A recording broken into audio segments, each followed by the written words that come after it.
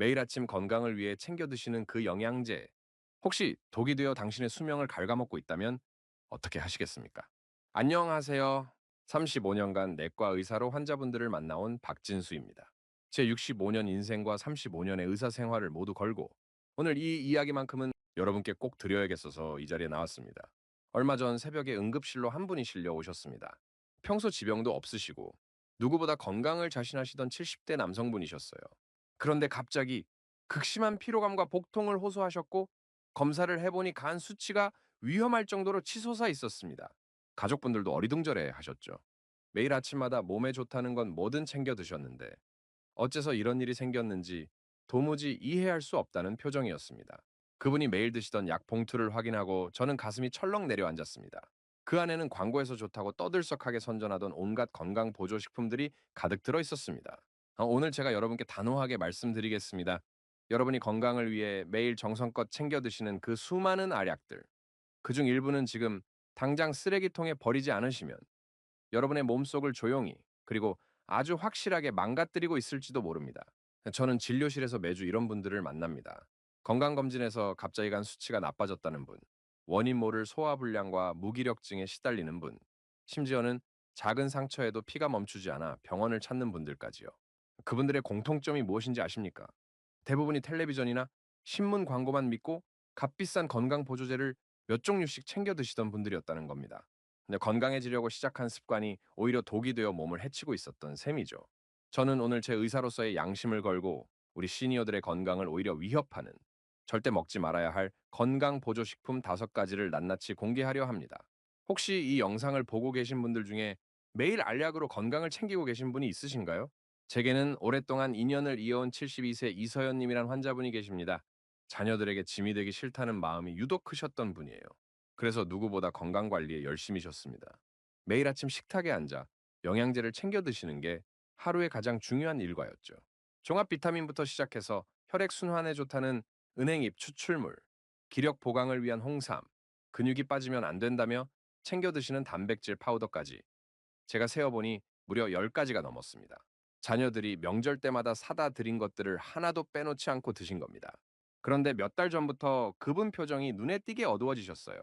입맛이 없어 식사도 잘 못하시고 늘 속이 더부룩하다며 소화불량을 호소하셨습니다. 걱정스러운 마음에 혈액 검사를 진행했는데 결과는 충격적이었습니다. 간 수치가 정상 범위의 몇 배를 훌쩍 뛰어넘어 있었어요. 당장 입원 치료가 필요한 수준이었습니다. 저는 이서연님께 조심스럽게 여쭈어봤습니다. 혹시 드시는 보조제 중에 최근에 추가한 것이 있는지, 혹은 양을 늘린 것이 있는지요. 그제야 이서연님은 매일 먹던 보조제들이 서로 어떤 영향을 미치는지, 자신의 몸에 정말 필요한 것인지 한 번도 생각해 본 적이 없다고 털어놓으셨습니다. 결국 그분이 드시던 보조제 중 몇 가지 성분이 서로 충돌을 일으키고 간에 심각한 무리를 주고 있었던 겁니다. 모든 보조제 복용을 중단하고 간을 쉬게 해주는 치료를 시작하고 나서야 간 수치는 서서히 정상으로 돌아왔습니다. 퇴원하시던 날, 그분이 제 손을 잡고 하셨던 말씀이 아직도 뇌리에 선명합니다. 선생님, 정말 고맙습니다.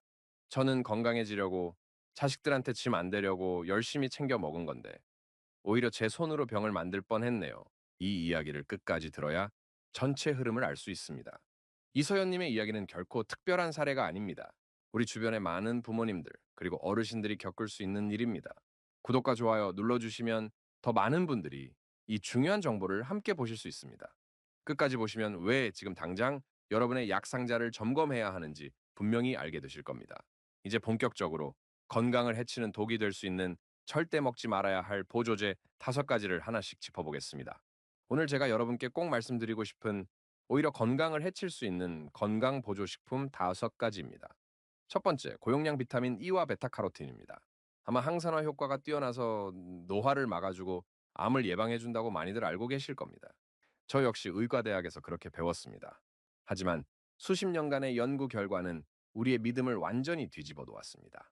특히 담배를 피우시는 분들이라면 지금 당장 이 성분들이 들어간 영양제는 버리셔야 합니다. 미국에서 진행된 대규모 연구 결과 흡연자가 고용량의 베타카로틴을 복용했을 때 폐암 발생률이 무려 18%나 증가했다는 충격적인 사실이 밝혀졌습니다. 항산화 효과를 기대하고 먹었던 것이 오히려 암의 씨앗이 될 수 있다는 말입니다. 비타민 E 역시 마찬가지입니다. 고용량으로 섭취할 경우 뇌출혈의 위험을 높일 수 있다는 연구 결과들이 있습니다. 제가 진료했던 68세 김재호님은 평생 건강을 자신하며 살아오셨지만 폐암 진단을 받으셨습니다. 그분은 담배를 피우시면서도 건강을 지키겠다며 매일 베타카로틴 영양제를 몇 년간 꾸준히 챙겨 드셨습니다. 그 영양제가 폐암의 직접적인 원인이라고 단정할 수는 없지만 저는 그 관련성을 결코 무시할 수 없다고 생각합니다. 항산화 효과는 알약이 아니라 여러분의 식탁 위에 있습니다. 알록달록한 색깔을 가진 채소와 과일 속에 세상에서 가장 안전하고 효과적인 항산화 물질이 가득 들어 있습니다. 아직도 항산화 효과를 기대하며 알약으로 된 비타민을 드시고 계신가요? 두 번째, 칼슘 보충제 과다 섭취입니다. 나이가 들면 뼈가 약해지니 칼슘을 꼭 챙겨 먹어야 한다는 말, 귀에 못이 박히도록 들으셨을 겁니다. 물론 칼슘은 우리 뼈 건강에 필수적인 영양소입니다. 하지만 이걸 알약의 형태로 너무 많이 먹는 것이 문제입니다. 우리 몸이 한 번에 흡수할 수 있는 칼슘의 양은 정해져 있는데 필요 이상으로 많은 칼슘이 몸에 들어오면 어떻게 될까요? 뼈로 가지 못한 칼슘들이 혈액을 떠돌다가 혈관벽에 달라붙어 버립니다. 결국 혈관을 딱딱하게 만드는 석회화를 유발해서 심근경색이나 뇌졸중 같은 치명적인 심뇌혈관 질환의 위험을 높이게 됩니다.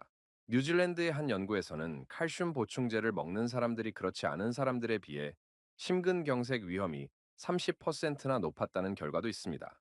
70세 이영자님은 골다공증 예방을 위해 매일 고용량 칼슘제를 드셨지만 몇 년 후 협심증으로 스텐트 시술을 받으셔야 했습니다. 뼈를 튼튼하게 하려다 오히려 심장 혈관을 망가뜨린 셈이죠. 칼슘은 멸치나 두부, 브로콜리 같은 음식으로 섭취하는 것이 가장 안전하고 효과적입니다. 그리고 낮에 햇볕을 쬐며 20분 정도 걷는 것만으로도 우리 몸은 뼈에 필요한 비타민 D를 충분히 만들어냅니다. 특히 신장 기능이 약한 분들은 칼슘제가 신장 결석의 원인이 될 수 있으니 더욱 주의해야 합니다. 여러분은 뼈 건강을 위해 칼슘제를 하루에 몇 알이나 드시고 계신가요? 세 번째는 바로 은행잎 추출물입니다. 기억력 개선과 치매 예방에 효과가 있다고 알려지면서 정말 많은 어르신들이 찾으시는 제품이죠. 광고에서는 마치 치매를 막아주는 특효약처럼 이야기하지만 진실은 다릅니다. 미국 국립보건원 주도로 수천 명의 노인들을 대상으로 진행된 대규모 연구, 즉 GMS 연구에서 은행잎 추출물은 치매 예방에 아무런 효과가 없다는 결론이 나왔습니다. 효과가 없는 것뿐만 아니라 심각한 부작용을 낳을 수도 있습니다. 은행잎 추출물은 혈액을 묽게 하는 효과가 있어서 뇌출혈과 같은 출혈성 질환의 위험을 높일 수 있습니다. 75세 최명수님은 기억력이 예전 같지 않다는 생각에 자녀들이 사다 준 은행잎 추출물을 매일 드셨습니다. 그러던 어느 날 갑자기 쓰러져 병원으로 옮겨졌는데 진단명은 뇌출혈이었습니다. 다행히 빠른 조치 덕분에 목숨은 건지셨지만 평생 후유증을 안고 살아가게 되셨죠. 뇌 건강을 지키는 가장 좋은 방법은 알약이 아닙니다. 꾸준히 걷고 사람들과 즐겁게 대화하고 신선한 채소와 생선 위주의 지중해식 식단을 실천하는 것입니다. 특히 아스피린이나 와파린 같은 한근고제를 이미 복용하고 계신 분이라면 은행잎 추출물은 절대 드셔서는 안 됩니다. 혹시 광고만 보고 이 보조제를 선택하신 건 아닌가요? 네 번째는 고용량 단백질 파우더입니다. 근육이 줄어드는 근감소증을 걱정하는 어르신들 사이에서 선풍적인 인기를 끌고 있죠. 하지만 문제는 바로 과유불급입니다. 나이가 들면 신장 기능이 자연스럽게 떨어지는데 고용량의 단백질을 한꺼번에 섭취하게 되면 신장이 단백질을 분해하고 노폐물을 거르는 과정에서 엄청난 부담을 느끼게 됩니다. 이는 장기적으로 신부전의 위험을 높일 수 있습니다. 74세 박영선님은 기력이 없고 근육이 빠지는 것 같아 자녀의 권유로 매일 아침 저녁으로 단백질 파우더를 물에 타 드셨습니다. 하지만 얼마 지나지 않아 몸이 붓고 소변량이 줄어 병원을 찾았고 검사 결과 신장 기능 수치가 급격히 나빠져 있었습니다. 단백질 파우더 속에는 우리가 알지 못하는 중금속이나 다른 오염 물질이 들어있을 가능성도 배제할 수 없습니다. 우리 몸에 필요한 단백질은 매끼 식사에서 달걀이나 생선, 두부 같은 반찬으로 섭취하는 것만으로도 충분합니다. 이미 고혈압이나 당뇨 같은 만성 질환을 앓고 계신다면 단백질 파우더 섭취는 더욱 신중해야 합니다. 여러분, 이제 몸에 부담을 주는 파우더 대신 맛있는 반찬으로 단백질을 보충할 준비가 되셨나요? 마지막 다섯 번째는 바로 종합 영양제 패키지입니다. 하루 한 팩으로 모든 영양소를 간편하게 챙길 수 있다는 광고 문구, 정말 솔깃하게 들립니다. 하지만 이 종합 영양제 패키지야말로 우리 몸을 병들게 하는 지름길이 될 수 있습니다. 여러 종류의 영양제가 한 팩에 담겨 있다 보니 특정 성분이 중복되거나 과도하게 들어있을 가능성이 매우 높습니다. 예를 들어 종합 비타민에도 비타민 A가 들어있고 눈 영양제에도 비타민 A가 들어있다면 나도 모르는 사이에 비타민 A를 과다 복용하게 되는 셈이죠. 이런 과다 복용은 결국 간과 신장에 엄청난 부담을 주게 됩니다. 실제로 고용량의 복합 영양제를 먹고 간 효소 수치에 이상이 생겨 병원을 찾는 분들이 아주 많습니다. 65세 장미자님은 자녀가 선물해준 종합 영양제 패키지를 꾸준히 드시다가 건강검진에서 간 수치가 높다는 결과를 받고 저를 찾아오셨습니다. 드시던 영양제를 모두 끊자 얼마 지나지 않아 간 수치는 정상으로 돌아왔습니다. 특히 고혈압약이나 당뇨약 등 다른 약물을 복용 중인 분들은 이 종합 영양제가 약물과 서로 충돌하여 약효를 떨어뜨리거나 예상치 못한 부작용을 일으킬 수 있어 더욱 조심해야 합니다. 과연 하루 한 팩으로 정말 우리 건강을 지킬 수 있을까요? 이렇게 5가지는 건강을 위해 반드시 피하거나 신중하게 접근해야 합니다. 이제 이런 위험한 보조제 대신 우리 생활 속에서 건강을 지킬 수 있는 진짜 방법은 무엇인지 좀 더 구체적으로 정리해 보겠습니다. 그렇다면 우리는 이제 어떻게 해야 할까요? 비싼 보조제 대신 우리 몸을 진정으로 살리는 것은 바로 일상 속 작은 습관에 있습니다. 약보다 강한 생활 습관 5가지를 말씀드리겠습니다. 첫째, 식탁을 무지개처럼 색깔 있는 식단으로 채우는 것입니다. 자연이 만들어낸 다채로운 색깔은 그 자체가 바로 강력한 항산화 물질이라는 신호입니다. 빨간 토마토의 라이코펜, 주황색 당근의 베타카로틴, 초록색 브로콜리의 설포라판, 보라색 가지의 안토시아닌까지 이 모든 것이 우리 몸의 세포를 지키고 염증을 줄여주는 천연 영양제입니다. 어렵게 생각할 것 없습니다. 몇 끼 식사를 하실 때 서로 다른 색깔의 채소를 딱 2가지 이상만 챙겨 드셔보세요. 예를 들어 아침에는 시금치나물을, 점심에는 당근 볶음을, 저녁에는 토마토를 곁들이는 식입니다. 오늘 여러분의 식탁 위에는 과연 몇 가지 색깔이 올라와 있었나요? 둘째, 하루 20분 햇볕을 쬐며 걷는 습관입니다. 햇볕은 세상에서 가장 좋은 비타민 D 주사입니다. 비타민 D는 칼슘 흡수를 도와 뼈를 튼튼하게 할 뿐만 아니라 우리 몸의 면역력을 높이고 우울감을 줄여주는 역할도 합니다. 특히 오전 10시에서 오후 3시 사이의 햇볕이 비타민 D 합성에 가장 효과적입니다. 거창하게 운동을 하라는 말이 아닙니다. 점심 식사 후 동네 한 바퀴를 산책하는 것만으로도 충분합니다. 가볍게 걸으면서 햇볕을 쬐면 뇌의 혈류가 개선되어 머리가 맑아지는 효과까지 얻을 수 있습니다. 오늘 여러분은 얼마나 오랫동안 햇볕 아래에 계셨나요? 셋째, 사람들과 만나고 이야기하는 대화와 사회적 교류입니다. 외로움은 만병의 근원이라는 말이 있습니다. 실제로 한 연구에 따르면 사회적으로 고립된 사람은 그렇지 않은 사람에 비해 치매에 걸릴 위험이 40%나 높다고 합니다. 혼자 텔레비전만 보며 시간을 보내는 것은 우리 뇌 건강에 아주 해롭습니다. 가까운 친구에게 안부 전화를 걸어보고 경로당이나 복지관 모임에 나가 새로운 사람들을 만나고 가족들과 오늘 있었던 일에 대해 소소한 대화를 나눠보세요. 즐겁게 웃고 이야기하는 것만큼 좋은 뇌 영양제는 없습니다. 오늘 여러분은 누구와 어떤 이야기를 나누셨나요? 넷째, 우리 몸을 지탱하는 규칙적인 체중 부하 운동입니다. 뼈와 근육은 사용하지 않으면 약해지기 마련입니다. 특히 뼈는 적당한 압력을 받아야 더 단단해집니다. 체중 부하 운동이란 말 그대로 자기 체중을 이용해 뼈와 근육에 자극을 주는 운동을 말하는데요. 가장 대표적인 것이 바로 걷기와 계단 오르기입니다. 무리하게 헬스클럽에 가서 무거운 기구를 들 필요가 없습니다. 중요한 것은 강도가 아니라 꾸준함, 즉 매일 실천하는 것입니다. 장 보러 갈 때 조금 더 걷고 아파트 엘리베이터 대신 한두 층이라도 계단을 이용하는 작은 습관이 여러분의 뼈와 근육을 평생 건강하게 지켜줄 겁니다. 오늘 여러분의 몸은 얼마나 활기차게 움직였나요? 다섯째, 내 몸을 가장 잘 아는 전문가, 바로 의료진과 상담하고 꼭 필요한 영양소만 맞춤 복용하는 것입니다.